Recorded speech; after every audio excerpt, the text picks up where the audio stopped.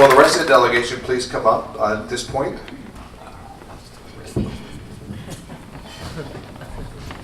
Well, good morning. Thank you, Chamber of Commerce, for having us. Thank you all for coming today. It is important that we hear what's going on in Annapolis because it does affect us, fortunately, unfortunately, right here in Hagerstown. And a lot of great things did happen in Annapolis this year. So we're excited as a delegation to be able to come here and present different things that did occur. Almost all of us are here. So only Senator Edwards is not, and he has a conflict, and Senator Serafini is going to speak on his behalf today, so he gets double time. So the way it's going to work this morning is we're each going to speak for about 5 minutes, and then I'm going to go clean up at last. So many things happened in Annapolis this year that we could all speak probably for 15 minutes and not cover it all. And significant things. It's funny, it's the third year out of 4. And so a lot of things, bills, do tend to get passed in that third year. The fourth year, not quite as much because it's an election year, so people are jockeying around for a position. But this year, everyone, Democrats, Republicans, both sides now, were able to work together and get a lot accomplished for the state of Maryland. Mostly good, some bad, and we're going to talk about both of those things as we go through. So with that, I'd like to turn it over to Senator Serafini. Do you want to sit down and just pass it down there? I'm going to use that. All right, very good. All right.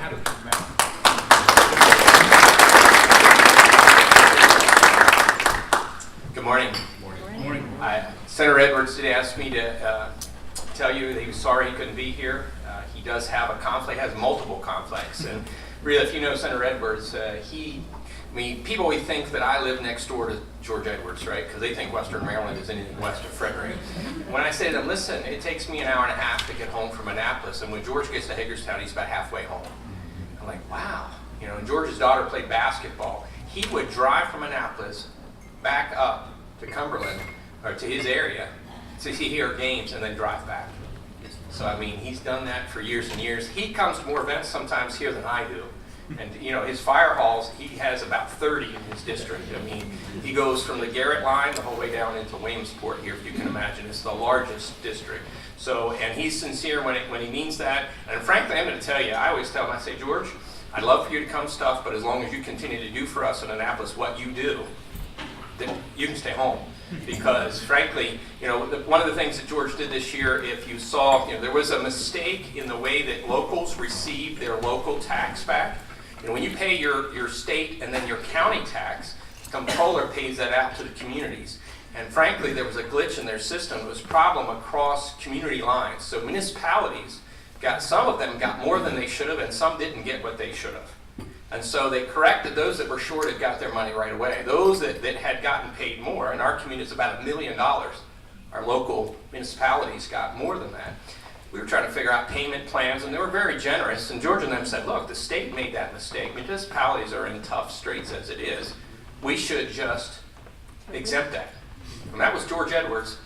And he went together to make it work with one of the most liberal Democrats in the state of Maryland, if you can believe it.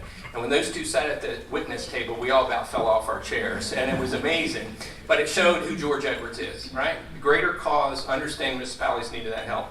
He was willing to do that. Frankly, what he does in our community, he just lifts our credibility so much more. People love George Edwards. George was the minority leader in the House. People still talk about the time he was there. Mike Miller loves George Edwards. And I'm going to tell you, one of the things that I was most proud of, and I'll dovetail into mine, was we really worked on the governor's jobs bill. And I got to tell you that we were in the back room behind the Senate Budget and Taxation, and we had, as you normally do, about 5 Democrats and 2 Republicans, and unfortunately one of them was me. And I wasn't going to be able to carry the water, frankly, I really wasn't. It was really touch and go. We didn't pass that bill till 11:15 on the last day. And George Edwards gave one of the most impassioned speeches I've ever given. He's generally a quiet man, not a man of a lot of words, but when he's talked about how the rurals were hurting, how we needed jobs, how it was going to be important to our community, I'm telling you what, that was the end of the day. It went forward, it passed. I'm going to tell you, George Edwards was a major, major part of that. And I'm just grateful to sit 3 chairs from him, right? George and I have developed this little signal, how we're going to vote on a bill sometimes. Because I'm thinking I'm going one way, and when George goes the other way, I figure he's a lot smarter than I am, and I follow him on that. But what he is for us in our community, he's a voice for the rurals. He's always reminding them. Actually, the jobs bill looks a lot what George's put in for a couple of years, but George's was statewide. And George said, I'm coming again, I'm going to get that one. And George has gotten a couple other bills that are going to help us in our community dramatically. For them, the state takes land from their Garrett and Allegheny all the time. They take for parks and to preserve, but that takes it off the tax rolls. And they don't get anything back in the community. Mike can talk about that probably, and I'll let that be. But George worked hard and convinced people that we needed to do that. And so I'm going to tell you, we are fortunate, okay, to have George Edwards as any part of our community because he represents us. Even though he only comes into Williamsport, he represents Washington County. He flies our flag just as strongly as he does the other communities. So if you ever get a chance, please express your gratitude to him because he makes a major sacrifice. And his wife, Linda, really does too. Because when he's got to travel that far, he's gone a lot. And I'm just, once again, I can't say enough about how awesome it is to be able to serve with him. We did work on the jobs bill. We did pass at 11:15 the last night. I think it's going to have a significant effect in our community. It does have, everybody in the state participates now. Some at a higher level, but everybody else gets that. Tammy Baker wrote a good article in the paper the other day, and I think there'll be more to come on that. So I think that's a great thing. Roadkill, I've said, not that I had a lot to do with it, but Chris Shank in the governor's office and really President Miller's, we were negotiating back and forth. Now the House had a different approach on it, and that's always going to happen. But we were able to get something where both sides could say they won. But the end of the scoring that would say 81 doesn't matter, that's gone. And I think that's a big deal. And I'm sure others will talk about that too. Really, the downtown project, we were able to get a commitment from the governor of $7.5 million. We believe that we'll get probably at least 12 to 14 million between the Department of Housing and Community Development. We've got to do something with our core. I'm following the county commissioners. Jeff Klein is here today. There may be others that I missed. Who else is here? John, I'm sorry. I made fun of John's suit. How can I remember? This is my good friend. I have the mic too. I could really get him. I'm sorry, John. Honestly, John looks good in that suit. He really does. I said, John, I could not get away with that. So, yeah, John Barr and what he did in Mako still resonates. When I say I'm from Washington County, oh yeah, John Barr.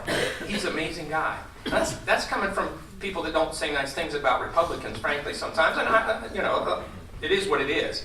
John Barr was apolitical to them. He was bipartisan, and when he went into every county, which he did, he lifted the profile of our community. The sick leave bill, I'm sure other people are going to talk about. I know Paul's going to talk about. Big deal that the governor vetoed that. Actually, the Baltimore Sun saying that was a good idea.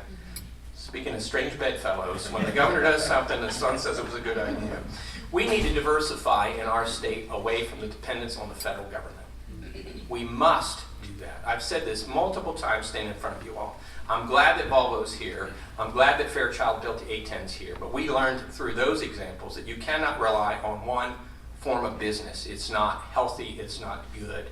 Well, we must not do that as a state. Say what you want, whether it's the current president or future, federal government jobs are going to be rescinded over time or restricted. Government is not, it doesn't produce things. It takes from one and takes from another. It's needed in some levels, but we have to create efficiencies and we cannot rely on them. We as a state more than ever need to look to that. That's why the jobs bill, that's why just an attitude of job friendliness that we were talking about is the key. Workforce development. Big deal in the jobs bill is workforce development, because we've just had this conversation this morning. We can't find workers, right? We can't find workers.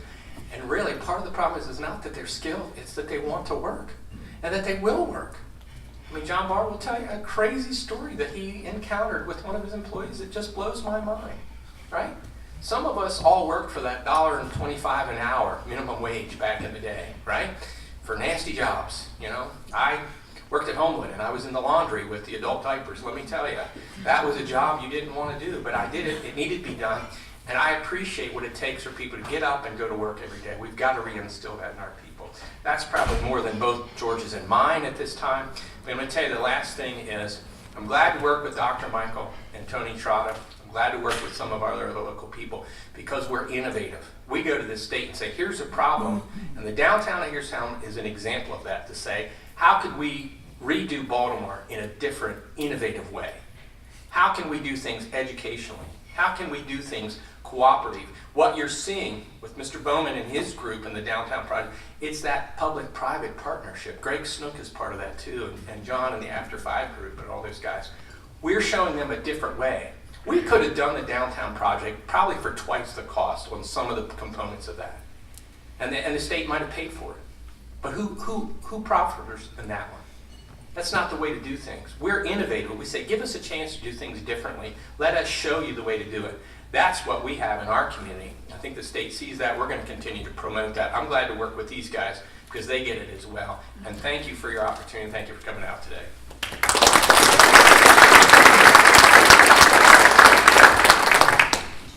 I'll tell you what, that was a lot of information in 8 minutes. Very, very good. Congratulations, Senator Serafini. And he took less time than combined, Senator Edwards and your Ties. So it's very, very good. It's my pleasure right now to be able to introduce the vice chair of the delegation who's going to speak, Delegate Brett Wilson.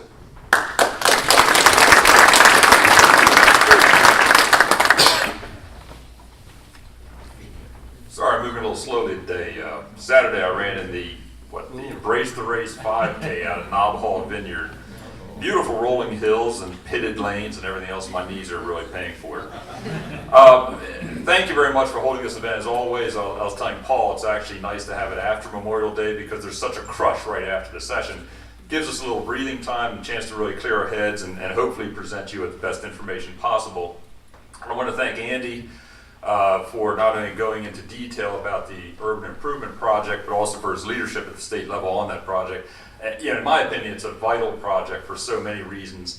One, because it utilizes buildings that aren't being used in the downtown. It gives such great educational opportunities to many of our kids to not just go into the service industries, but ultimately, hopefully, go into the STEM industries as well, which could help us as Chief and other local organizations build the technology park, build and draw the type of jobs that we need to really go into the 21st future.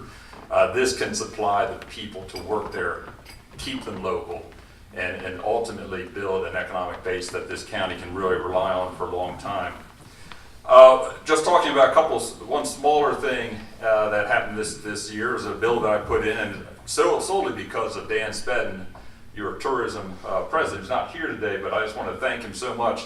He brought a little idea to me to increase monies that could be spent, not mandated, but could be spent by the governor to help our heritage areas programs. Heritage areas, if you don't know, are across the state. They have grown leaps and bounds. They've all pretty much doubled in size, and they draw in about $9 of tourism for every $1 of state money put into them. And that's the type of model that we need to do. The bill that I put in and was fortunate to get passed, what it does is just double the amount of money that the governor can put in, if he wishes to help foster those heritage areas and grow them even further. It was a wonderful bipartisan effort. We had support from around the state. It made it through, and now in future budgets, the governor will have the opportunity to say, this money is a great expenditure. It's something that helps our rural counties, our cities, it helps all the state, and he can do that going into the future. And like I said, with a 9-to-1 return on investment, that's pretty good at bringing other people's money to Washington County so that we can use that money to then grow ourselves. I want to take a minute to talk about some of the difficult issues that we are facing, not just in this community, but across the state, and of course, the addictions issue. One thing we did this year, and I was honored to be asked to serve on a work group to put together the HOPE Act, which is our latest attempt to try and change the thinking in state government about how we address addictions, particularly opioid addictions. As you know, we're losing people at a record rate. Last year in America, we lost virtually the same number of people to opioid addictions that we lost servicemen in the entire Vietnam War. That's in 1 year. That's how serious it's gotten nationwide. And that doesn't count the number, the thousands and hundreds of thousands of people that were saved because of Narcan and other modern wonder drugs that are able to bring people back from death. So the HOPE Act we had over 40 bills put in this year to address bits and pieces of the opioid crisis. And we formed a work group that got together and synthesized those into 3 bills, the HOPE Act being the primary bill, where we're trying new things that hopefully will work. And it's all about testing them. We may be able to get a pilot program here for a crisis center that will help triage the people in need, get them out to the right places so we can hopefully break their cycle of addiction. And of course, we're putting money into prevention as well to try and get at as early as the 4th grade level, get these kids to have the building blocks to say no and understand the dangers that they'll be presented with as they become adolescents and teenagers. So that's some of the work I believe is going to have big benefits to our community in the long run. But unfortunately right now we know we're still at that crest of the wave, and we're still trying to smooth out the water so we can have a successful future and give these kids a chance. Locally or lately we've had a rise in violence in our own community, my district of Hagerstown. We know there have been several shooting incidents, one resulting in a fatality. I can't speak too much because it's an ongoing case, but it's also been reported in the press and accurately that this is a battle of 2 local gangs that were begun here. They're born here, they're peopled by local people. These are not influences from outside the community. These are gangs that started here and then draw people to them. One thing that goes into effect this October was actually passed in the previous session, and that as a part of the Justice Reinvestment Act, one thing I was able to work with these great gentlemen and the governor to get his RICO statute involved. And if you don't know what RICO is the racketeering statute that was utilized back in the 70s by the federal government to break the mafiosos. Many states have put them in. We never did until the governor put one forward in the 2016 session, and we were able to get it through as is. It allows us to take down the hierarchy of the gang because it is a type of business structure. And those are the people that we need to get out first. So with the RICO statute, once it goes in, we'll be able to hopefully break these gangs at the top, cut off the head of the snake, so to speak, and save our streets for our youth. So again, they have a chance at life. One thing on the positive side, and this will be the last thing, I know I'm running close to my 5 minutes. CRIZ, for first year I put in a bill for revitalization of the downtowns.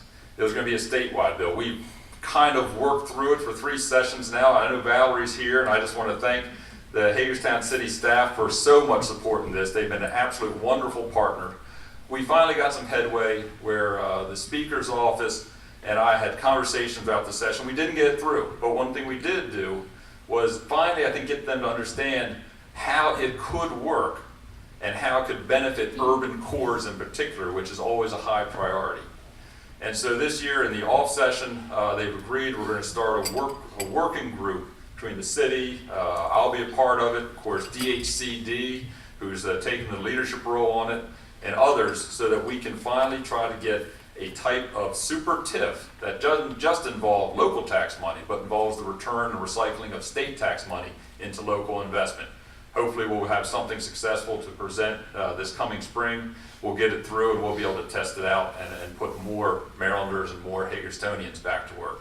Again, thank you all for all the support.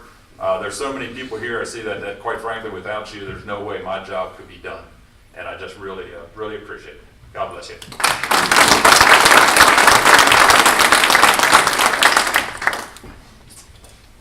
There's so many good speakers, so many good things happening. You see diverse bills that are being talked about, and we're going to continue to hear about some more.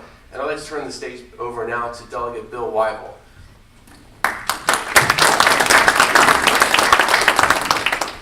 Good morning, everyone. I guess driving in this morning, I heard some real important news that Friday is National Donut Day, so like we really need an excuse to eat donuts.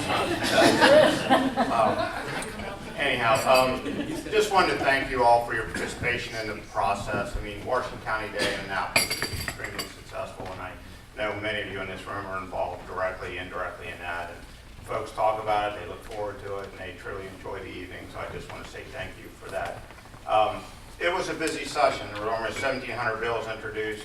I serve on Environment and Transportation. We had almost 375 assigned to the committee. And it's funny because people come in and say, thank you for giving me a hearing, and the chair's response is, well, you're certainly welcome, but we're required to, so we're not really doing you a favor. So it was just a lot of late nights. I know Judiciary, they go long nights as well. So just a very busy session. I did have a few bills in.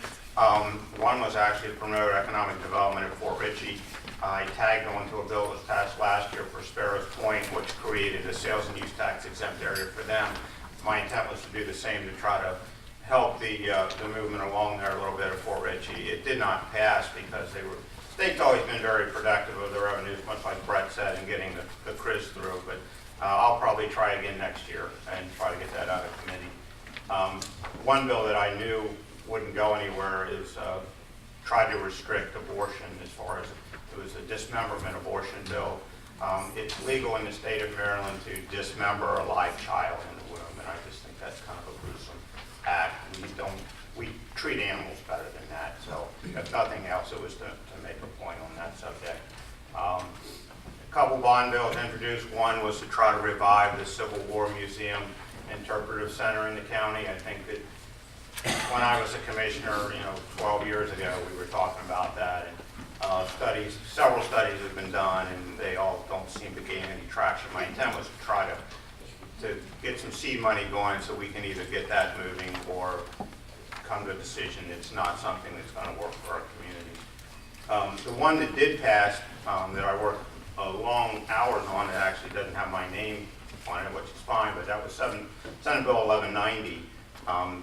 In Environment and Transportation, we had one bill that came through which was funding wastewater treatment plants on a going forward basis, but I saw that as a perfect opportunity to try to help the town of Boonesboro. The town of Boonesboro, as many of you know, upgraded their wastewater treatment plant. They upgraded that, however, without the receipt of any Bay Restoration funds. So my attempt was try to make that a fair process so they could tap into those funds. The sponsors of that bill weren't receptive to the amendment, so we tried through Delegate McKay, we tried a budget amendment, and they weren't receptive. So Senator Eckert says, well, let's just introduce our own bill. And this was like a month beyond where the filing deadline was. I'm like, that's not going to work. She goes, I get it through the Senate, you get it through the House. So we did, and it passed. So Boonesboro can apply for up to $2 million for receipt of money from the Bay Restoration Fund to satisfy existing debt. I know Delegate McKay will talk about the budget, but the wonderful thing there are no new taxes, less than 0.5% increase, but Washington County walked away with almost a 4% increase in funding from the state. And that, again, has a lot to do with all the commitment from you all and making sure the state representatives are aware of our needs in Washington County. And again, I thank you for that. Talk a little bit about environment and transportation. There were a few controversial issues, one of which was fracking. I did end up voting in favor. I'm good. How comes nobody else got it?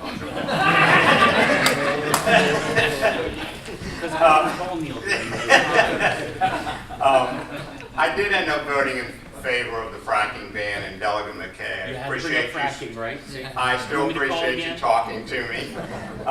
But there were a couple positives with that bill. One, it narrowly defined fracking. The previous definition of fracking was any form of fracking. This one defined it only as basically the use of water. So there are new technologies being developed which do not use water. There's dry fracking, there's different other types of fracking that are starting to come out on the market. So hopefully that gives the opportunity for those technologies to be developed, and they can be used in Maryland under that ban. And worst case scenario, it keeps Maryland's oils in reserve, and eventually I think they probably will be harvested. The Home Act, it did not pass. What that did was it attempted to deconcentrate poverty by requiring anyone who has an apartment building of 7 units or more to make at least 15% of those units available to the Section 8 vouchers. It's well intended, but if you think about the concept, you're actually requiring someone who has a private business to forcing them to accept a certain form of payment. And I think it somehow or somewhat crosses the line. And then it went even farther to say if you had 100,000 or more units in your jurisdiction, we all know who they are, you were exempt from the law. So if you met certain criteria, and so I just thought the whole law was backwards. I mean, if you have 100,000 plus units, you can somehow deconcentrate those a little bit better than going out to the rural areas and forcing them to deconcentrate. Fare Box Recovery Act, it did pass, and I opposed that. What it did was it removes the mandate.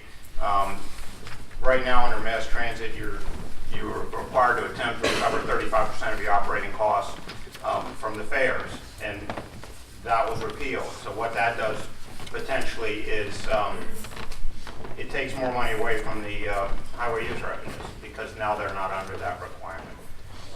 Best available technology on septic systems, that also failed. I think it'll probably be back next year. The governor, he put some common sense into his regulation and exempted it from the non-critical areas for the septic systems. That was attempting to repeal his order, and I mean it just drives up the cost for anyone who wants to build a house in rural areas. Paint stewardship program, again, good concept. They wanted to have a state mandate on recycling of paints. My comment to them was, well, they were going to add $1 to whatever to each gallon of paint sold to pay for the program. And I basically spoke up. I said, you know what I'm going to do? I'm going to drop my paint in Maryland. I'm going to go to West Virginia or Pennsylvania to buy it and drop it here. Because if you're a large painting contractor, that's a substantial increase on your cost of doing business. House Bill 702, foreclosure, that one passed. Delegate Holmes did a tremendous job. Neil Parrott also had introduced a similar on foreclosure.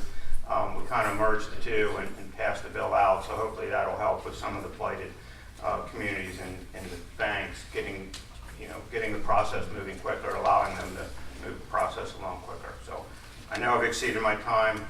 Glad to answer any questions. Again, thank you all.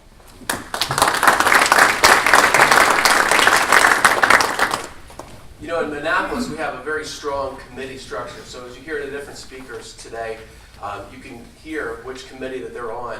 Because when we're on those committees, we hear the details of those bills. And then it gets to the House floor, we get everything, or the Senate floor. We hear them all. But it's really nice that we have different members on different committees so that we can have an influence.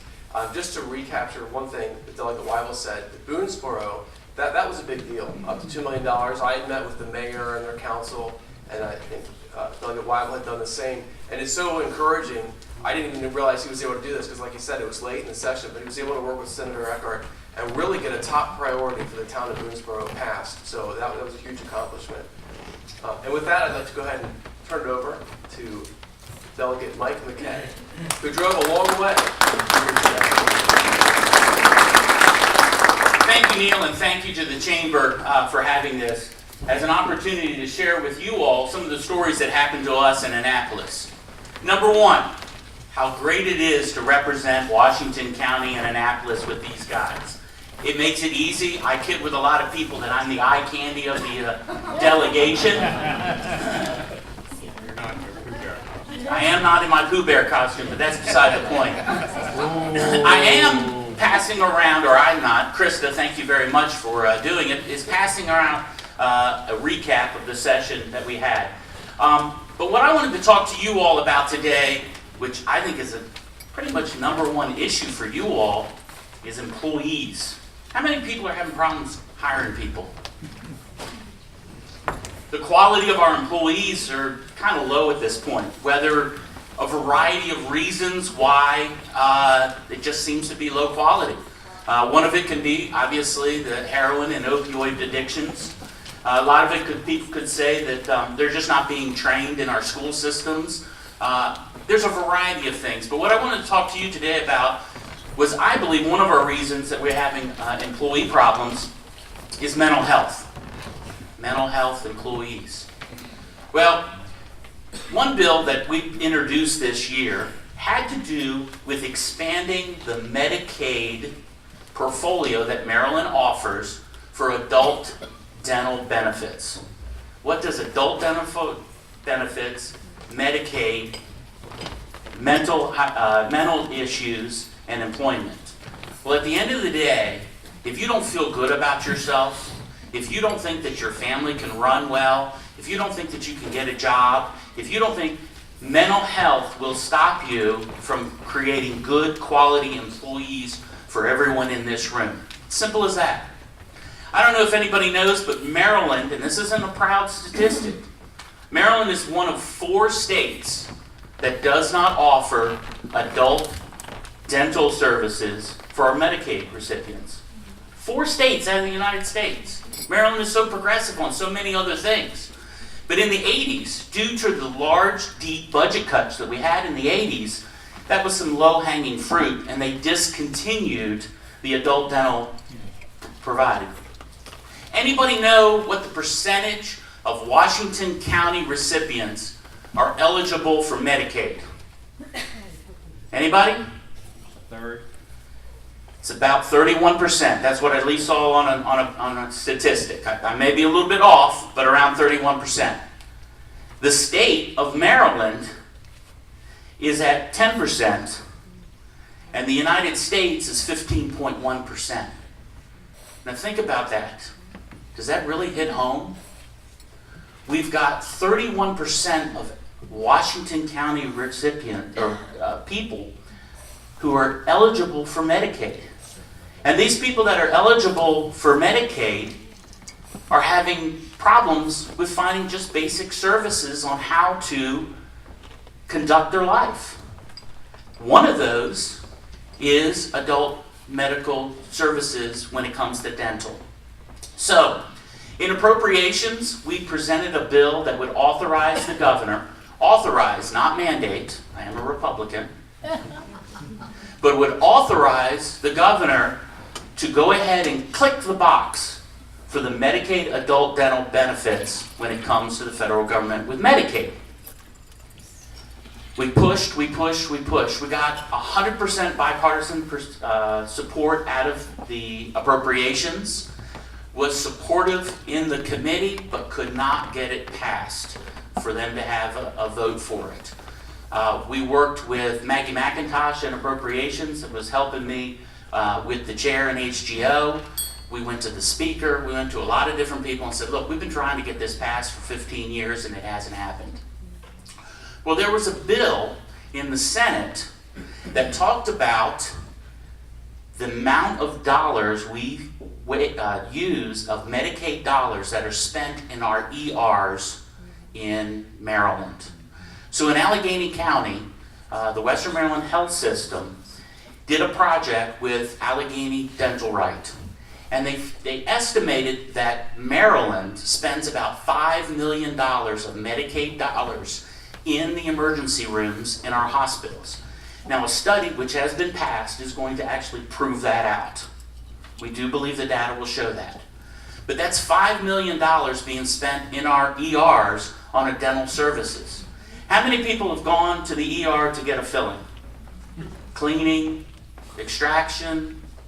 It doesn't happen, does it? So when you have a toothache and you're in a lot of pain and you're somebody who is eligible for Medicaid, you go to the ER expecting to have this solved, right? No, they don't do dental at our emergency rooms. They're not equipped to be the dentist there.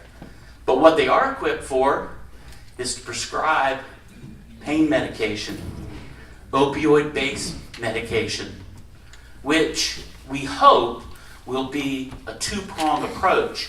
If we can get people dental services in the state of Maryland to actually get to the root cause, and that was a pun on the word, root cause of their pain, they won't go to the emergency room for their dental services. So that's about $5 million we're estimating.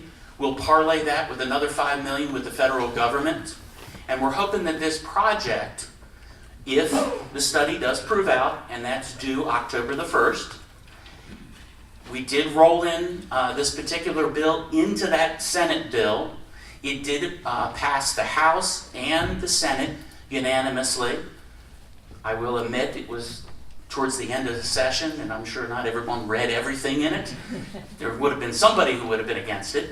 But what we're doing is we're authorizing the governor to take the study to determine how many dollars actually get saved in our emergency room, parlay that with the federal government by checking the box to allow adult dental services, and we think that's going to be about 10 million, maybe 12 million.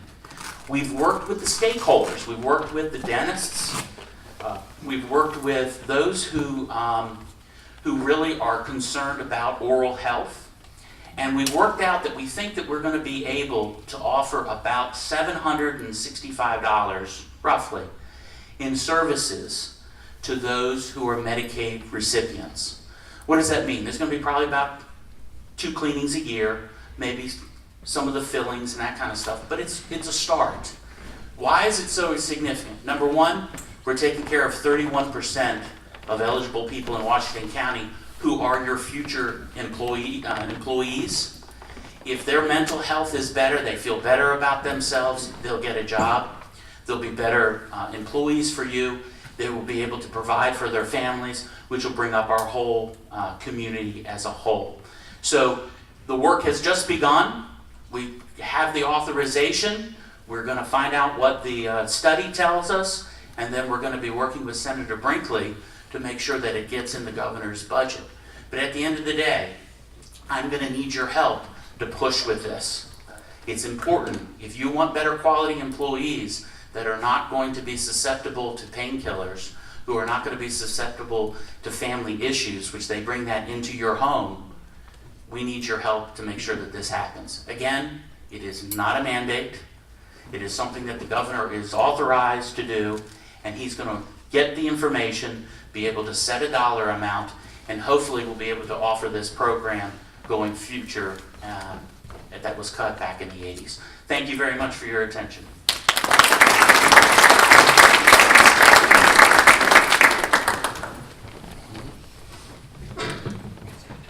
Well, let's tell you, it's a real pleasure to work with our whole delegation. You heard about Senator Edwards, who's not here.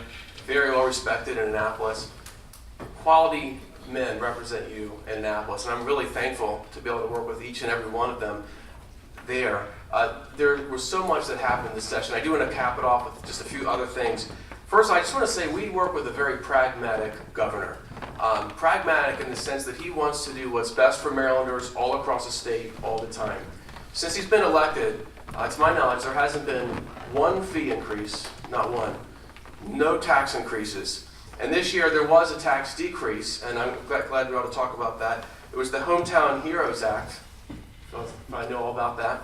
It's for the first $15,000, people that worked in the fire and rescue profession will not have to pay taxes on the first $15,000 of their income taxes. It's a big deal. It's something that's been worked on actually for the last couple of years, and thankfully it passed this year. The governor put it forward last year, put it forward this year, and thankfully this year's version of it passed. We heard from Senator Serafini a little bit about the Paid Sick Leave Act. You know, it's interesting. I talk about a pragmatic governor.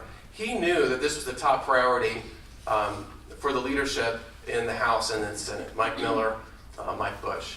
And he, before session started, said, you know what, I know it's your top priority, and I'm going to come up with a bill that's something that I could sign. And he put it forward. It was kind of a compromise. I don't know that he would have done it on his own, but it was something that was reasonable. And unfortunately, as the session went on, they passed a bill that was completely unreasonable. A bill that said, if you have 15 employees or more, you're going to have to give paid sick leave, which seems to make sense, except for when you think about the fact that it's going to hurt small businesses, and that it's going to be another nail in the coffin for people who are like, do I go to Pennsylvania, do I go to West Virginia, or do I go to Maryland? Especially in this area right here, people are going to say, well, they just keep adding new rules. It just keep making it harder to do business in Maryland. We're just going to go somewhere else. But there were a lot of other practical parts of the bill. You know, Ocean City, those guys, they didn't vote for this bill, this paid sick leave bill. Why? Because they knew it was going to hurt the Ocean City business. It's going to hurt tourism. It's going to hurt Garrett County, where we've got WISP, you know, part-time employees. The governor's bill was much more common sense. It extended that time frame where part-time or seasonal employees were going to get this benefit of paid sick leave, where the bill that passed really shortened it up so that a lifeguard who works in Ocean City or a lifeguard who works right here at Potterfield Pool, they were going to be eligible for sick leave. And you know, some of these lifeguards, you know, they're going to college, they might not be all that responsible. The last couple of weeks of the summer comes across, like, you know what, I'd really like to take off. And you know what, in their bill, they could say, I'm sick, I'm out of here. And then they'd have to get paid for not showing up at work for the last couple of weeks. It didn't make any sense. And yet that's the bill that was passed. So we saw Governor Hogan just last week, and it's nice to have the meeting now, because we know all the vetoes that have occurred or are going to occur. It's all done. He did veto that bill, and he put out an olive branch. He said, basically, leadership, we need to work together. We need to do something that's bipartisan. We need to do something that actually makes sense for all of Maryland, makes sense for Ocean City, makes sense for businesses across the state. Yes, we can work together and make something happen, but it's got to be a better bill than what they had. You know, Governor Hogan's bill, I talked about the 15 and under. His bill said 50 or more is when you'd have to have paid sick leave. And he also said after 5, so a very small business, they would get a tax credit if they let people go on paid sick leave. So it was a benefit to businesses rather than a hurt to businesses. So that was the paid sick leave. I want to talk a little bit about Southern Washington County. This is a bill that I had the pleasure of working on for the last couple of years, along with Senator Serafini. And we're working with Judy Warner. She lives down in Southern Washington County, and she's plagued with these things called black flies. If you've been to Antietam, if you've been to C&O Canal, then you know what I'm talking about. These little black flies, they're actually not black. They're not a fly. They're like a little net. And they're all over your face. And you see people in Boonesboro Park, when they're playing soccer, you'll see some of the coaches with their hands up in the air. It's not because they're calling a penalty. It's because these little black flies typically go to the highest spot where somebody is, and they'll put their hand in there so it's not all over their face and in their ears and in their eyes. So the bill that was passed last year authorized DNR to have a program that would be able to eradicate the black flies. And this year, we actually got funding, so $190,000 for a pilot program that's going to be just Washington County, where we're going to be able to treat the Potomac River, where they hatch from, to prevent them from hatching. So a lot of people are like, well, what are they going to treat it with? Well, it's basically a naturally occurring substance. It happens all over the place with this naturally occurring substance. And Pennsylvania actually has the largest black fly program in the world. Because if you can imagine Pittsburgh, right, where those two rivers come together, that's where they tend to hatch. I guess it's the Three Rivers Stadium, of course. But as two rivers come together, that's where black flies, they would be all over the place. So if you go watch a Pirates game, it would be miserable. But because they treat for black flies, they're not there. And so what we're hoping is we can improve Antietam, we can improve the C&O Canal, and get rid of some of these black flies in Southern Washington County. And we're going to start seeing treatment after July 1st for the black flies. And really all it does, this naturally occurring substance, they put it down in the river, and as it floats down, it just releases the black fly larvae, that's the little eggs that are attached to the rocks. And when they get released, they become fish food. So it's good for the fish, it's good for us. And, Send them to DC, I thought. that's right. Are they close to DC? It's in the downstream. So that's the black fly program. I did want to talk a little bit about welfare, and actually I had a bill last year that was going to say that Washington County, if you are an able-bodied adult without dependents, it's funny, they always come up with these acronyms, so they're called ABODs, an able-bodied adult without dependents. All right, so you're able to work, you're an adult, you don't have any kids, so you can work, or you can volunteer, you can do something. Under Newt Gingrich, it was 1994, they passed a bill nationally that said, look, these ABODs, they're going to have to either work or volunteer. Under Obama, there was an exemption. Now, there was a national recession, so there was an exemption made that said that you don't have to, as long as your county where you live, or municipality, depends which state you're in, was at a certain level. And so what we found just last year was that there were a few counties in Maryland that no longer qualified. Anne Arundel, Howard, a few others. With my bill, it went forward, and I think they looked at that and said, well, you know what? Washington County, they took another look, and you guys don't qualify either for the exemption for the ABOD. So our able-bodied adults without dependents would have to either work or volunteer. I kind of called it the Welfare to Volunteerism Act. And there are volunteer opportunities all across the state, whether it's the Red Cross here in Washington County or Baltimore City, Salvation Army. I can name the list, just goes on and on and on, of people who would love to have people volunteering. And so what happened in Washington County when we got rid of the exemption was very, very positive. Before the exemption, we had 3,550 people, ABODs, in Washington County who were on the food stamp program, and 45% of them were employed. After, just about 6 months later, that number had reduced by 1,000 people. So instead of 3,550, we were down to 2,571 people who were ABODs receiving food stamp program assistance. And of those, 67% were employed, almost 20% more were now employed. It was a huge benefit. You know, it helps the people that are getting the food stamps to get out of the house, to volunteer, to or work. It allows them to have that self-esteem. And so it helps not only society, because we're not paying money they really ought not to pay, but it helps the people who are on the program. They get a self-worth, they can get out and help the community and help their family. Well, of course they're ABOT, so they're single, right? They don't have dependents. So it was a huge success here in Washington County. I introduced the bill to say, let's take this statewide. Unfortunately, it didn't pass, but we were able to present to the committee, or I was, what this did in Washington County, this case study. And it's funny, it's not just Washington County. I mean, this is just what happened here. Very positive results, and I expect the results to continue to be positive as I look at the results next year. But states like Maine have incorporated this kind of no exemption, and they've had wonderful results with their program. And other states are doing the same thing. So hopefully Maryland in the future will be able to go towards that, or even better yet, nationally, they're going to get rid of the exemption nationwide. And I think that's actually probably the direction it's going to go. But when that happens, and hopefully when, you'll know it's had great results. Wherever it's been applied, people are going back to work, less people are on the food stamp program, and people are going to be happier.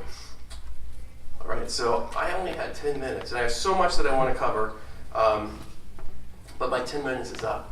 So what I'm going to do is open it up to questions. And you can ask questions, either one of us. We can take this or Jim. Jim, moderate. Very good, very good. Thank you, Delegate Parrott. Thank you.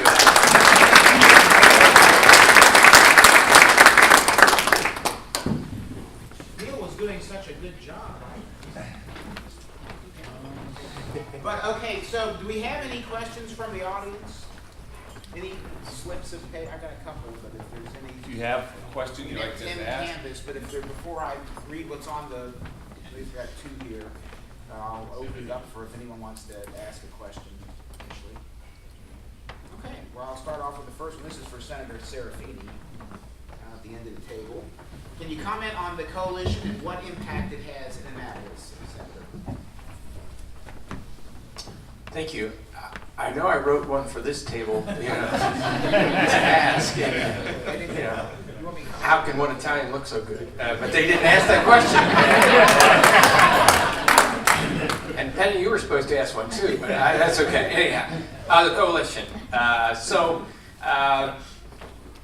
I'll try to be brief. And I've said this, I said this to Greater Hagerstown last week, and I said it to the lobbying coalition the other day. And frankly, it's true, I would argue with the chamber. We have new people in new positions, and I would be honest to say that we didn't work well together. Lobbying coalition, to me, as an early politician, why do we need one? We should be able to do it. But the reality is, Bill said there were 1,700 bills in the House, and I think we had another 13, so there's 3,000 bills. And as Neil said, we live in our committees. And when you have 300 bills in your committee, and you have to study them and know them, you don't understand that you don't always get a full picture. People come in, can you believe that bill they're passing? And I'm like, I have no idea. I'm trying to live in the, I work with a $40 billion budget. There's only 3 Republicans in the Senate Budget and Tax Committee. Okay, think about that. I'm the only Republican in the Education Subcommittee, and we do K-12, community colleges, and higher ed. Okay, we spend $8 billion on K-12, and I'm the only Republican looking at that budget. You need help. So the lobbying coalition has changed dramatically. I would say that I applaud the local people under Greater Hagerstown and Jim and Paul working on that. I would say our relationship with the chamber is miles ahead of where it was today in the past. And I'm not being critical. I think it's an understanding. But the reality is you're represented by Republicans here. That's our community. But it's very different. It's very different in Annapolis. And with John Favazza and those folks, we have access to the Speaker and the President. When we come down, and Bill said it, the Washington County Day is big. It's a big deal. But it helps all of us. I think all of us. John Favazza has come, to all of us and said, look, here's something going on. I've talked to so-and-so. I can get you to so-and-so. Maggie McIntosh and Appropriations wouldn't have come to Hagerstown without their help. Now, this group here is why the governor came here, right? And Chris Shank and this delegation are the reason why Governor Hogan did his first cabinet and meeting outside of Annapolis. That's a big deal. So it is a coalition now. I think the elected officials and the local people work well together. We're a voice that comes together. And sometimes it's not always asked, it's just a defense, but it's also, and these guys have all said that to raise the profile of Washington County. People do know who we are. Well, let me just say one last thing too. The other thing on a sick leave that just drove me nuts. And I hate to pull this out, but Volvo. Volvo spent several $1 million to put a health clinic in their own facility. Okay? Volvo staffs at 110% because they cannot have somebody not on that line. If that line goes down, it's tens of thousands of dollars a minute. And yet, they're now subject to change in provisions of something that had been negotiated with their union because of that bill. To say that they don't care about sick employees, how do you do that? They have a health clinic right in their facility. So that's why we have to work together for that. So I think the coalition has changed. I think the relationship with the chamber, and more than ever, we've got to come together as a business community. This is a governor that's trying to put us in a business-friendly state because it's about jobs in the end, right? We can raise the tide of the businesses. We can raise the tide of revenues to take care of other people, not by raising taxes, but by creating economic activity. That's what this governor's about. We need your help. We need the coalition working together. So I think it's really, I'm encouraged. I'm encouraged that it works together well. It is a coalition. And that's what it was intended to do. Tom Newcomb and those guys put it together in the beginning. It was to come behind the elected officials and help them. I think that's what we have going on now.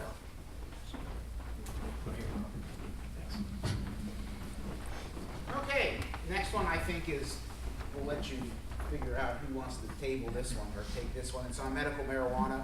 What are your thoughts about this being Maryland's new manufacturing industry?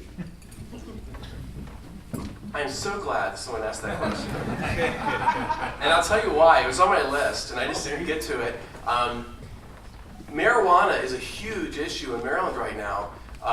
You may have seen, they just announced about 2 weeks ago who the first manufacturer of marijuana was approved, and they were going to start moving forward. And then just this, I guess Thursday or Friday, there's a court in Baltimore that said, hey, your whole program is on hold. So the court has just said it's on hold. Now, why is it on hold? What happened? What's that lawsuit about?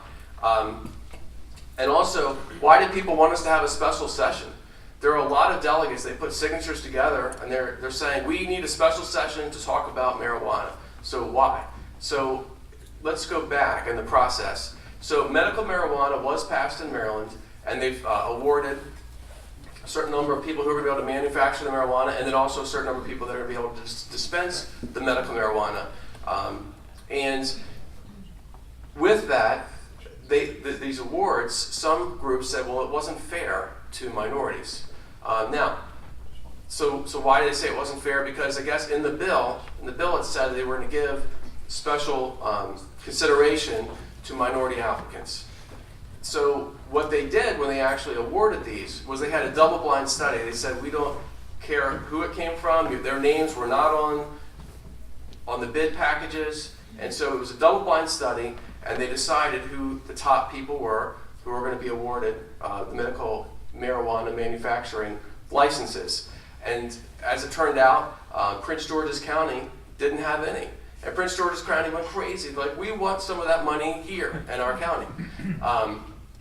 And so with that, the top 2 people, they said, well, yeah, let's take another look. And so I think it's like 15. And the top 2, they said, nah, we're not going to give it to those 2. We're going to give it to 2 people in Prince George's County because they were very unhappy.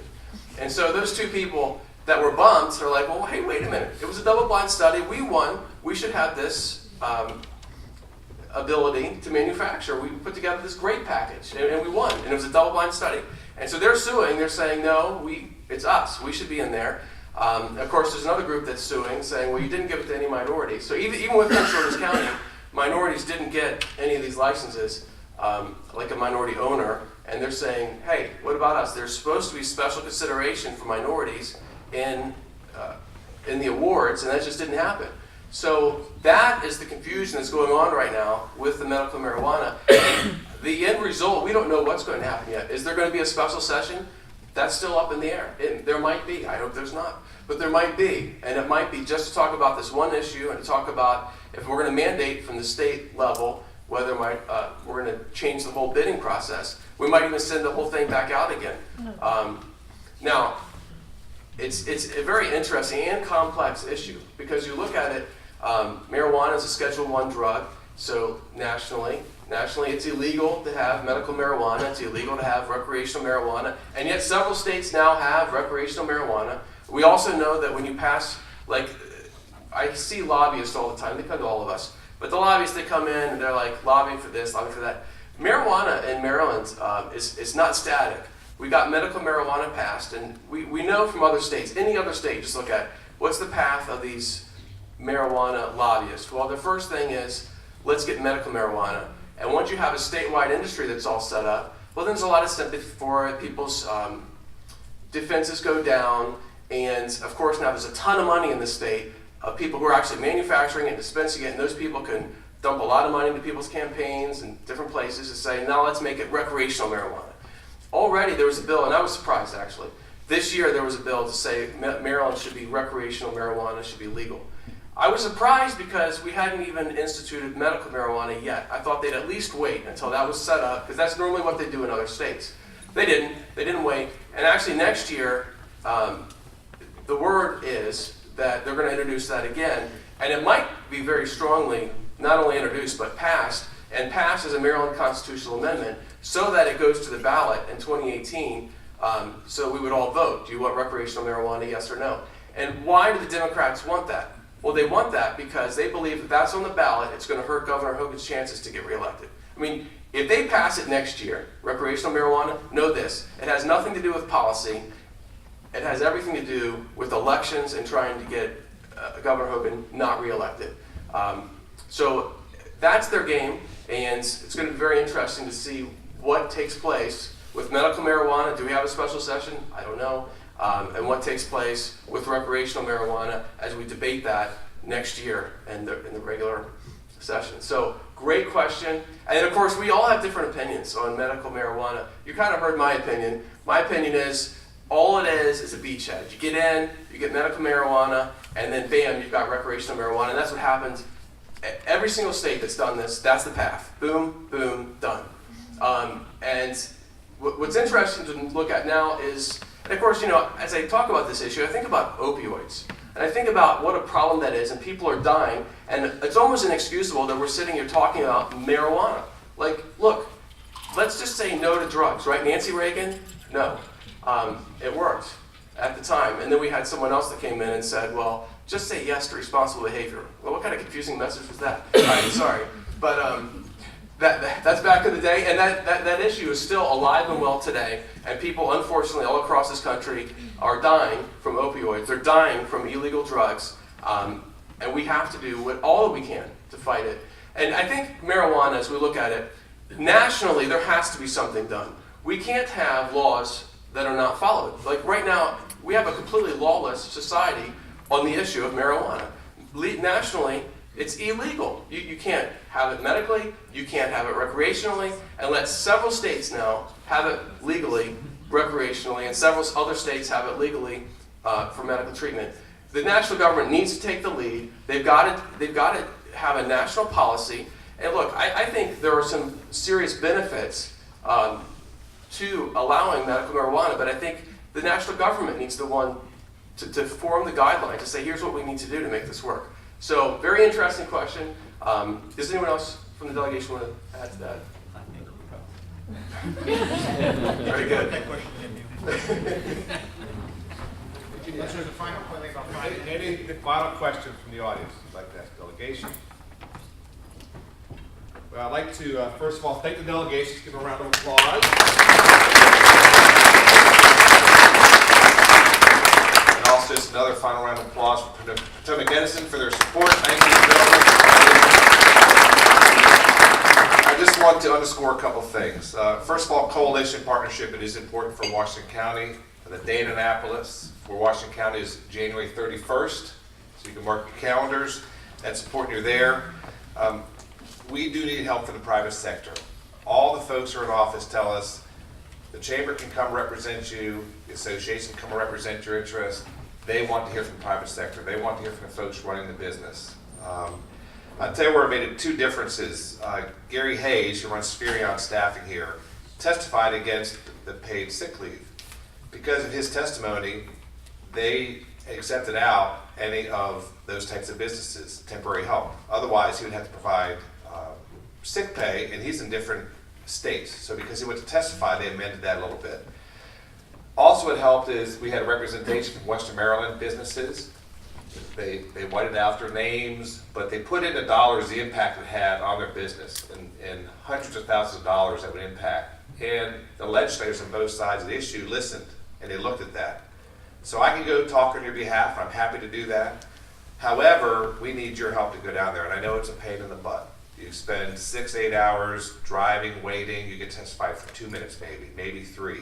And I know that's aggravating. The alternative is you don't go, you don't get heard, and things get passed without your input. I called Andy near the end of the session, I was on the ledge. I said, Andy, I don't know what to do. They're not listening. He goes, stay the course and get the private sector there. So we need your help. The Maryland Chamber Government Affairs Committee is coming, speaking at Potomac Edison on June 27th. They're going to be at Potomac Edison and Williamsport to hear from the private sector to tell you what they're doing in preparation of the 2018 session. Because there's some legislation, again, the paid sick leave, it's been vetoed. There may be an opportunity to not override that veto. The Fair Scheduling Act, you have to give 3 weeks notice for scheduling for your employees. If you change it, then you have to pay them. That's on the list again for this coming session. The overtime pay, doubling salaries from $24,000 to $48,000 is going to be on the list again.